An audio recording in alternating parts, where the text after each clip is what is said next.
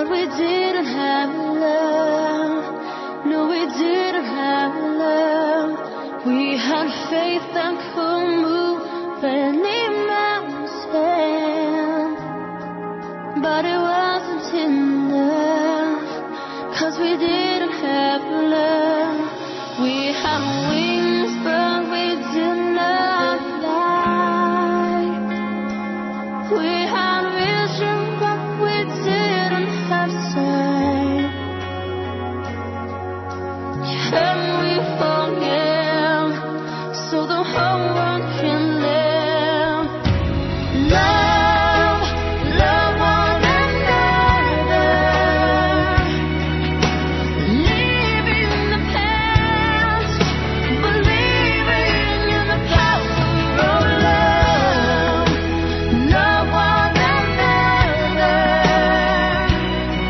'cause we're all in this together. Love one another. No one could live forever if it wasn't for love. God's love, and no one would stay together if it wasn't for love. Disillusioned by the state I see, but the truth for those that hope and believe. Now I can see that the greatest of these is love, love one another.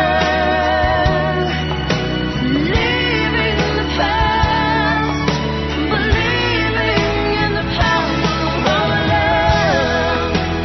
Love one another, 'cause we're all in this together. Love one another.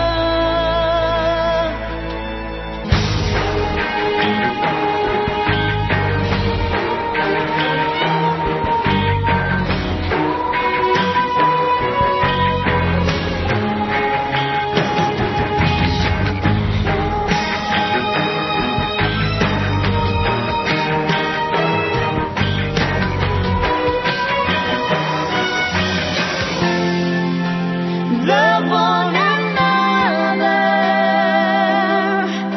leaving the past, believing in the power of love. Love one another,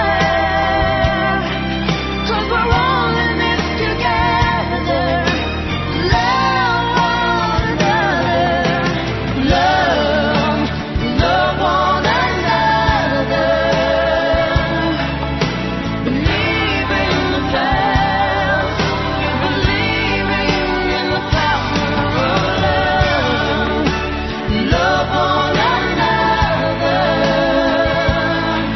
'cause we're all in this together. Love one another. Love one another. Love one another. Love one another. Love one another. Love one another.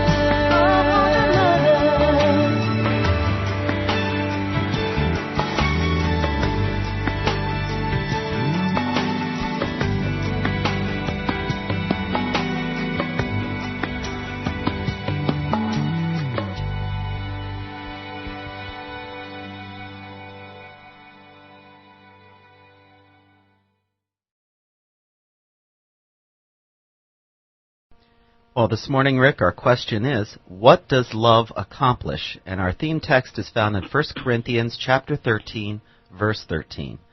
But now abideth faith, hope, love, these three, and the greatest of these is love.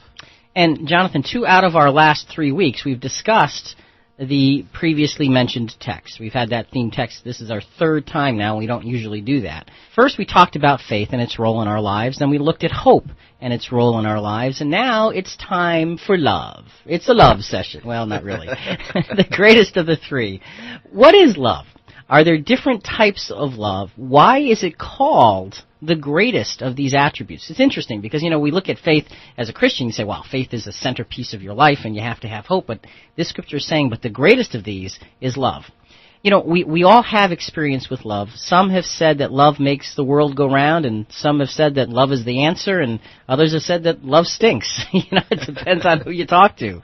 Stay with us this morning as we look at love, its sources, its powers, and its effects. What does love accomplish? What does the Bible say?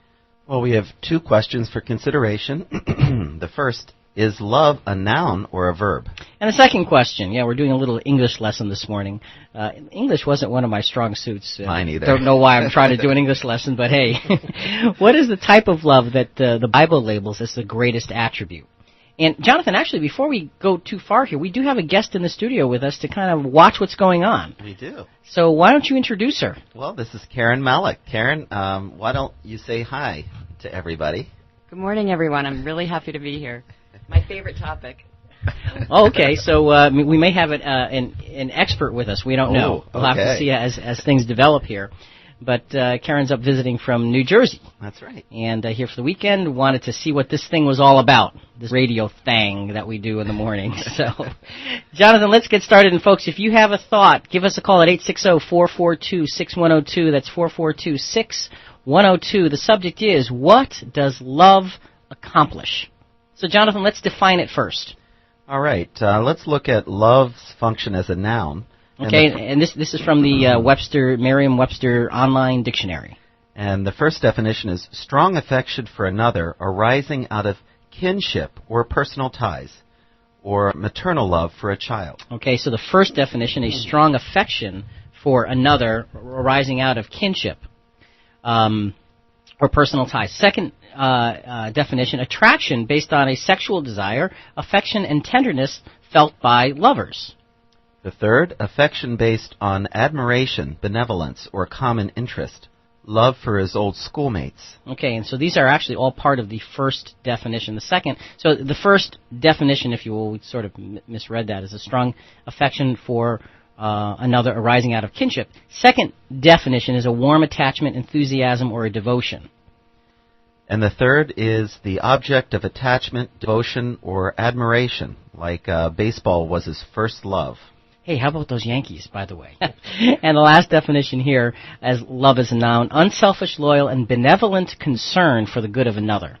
And I'm going to come back to that one a little bit later, Jonathan, because the idea of benevolent concern of good for the good of another is a really important part of forming our whole discussion this morning.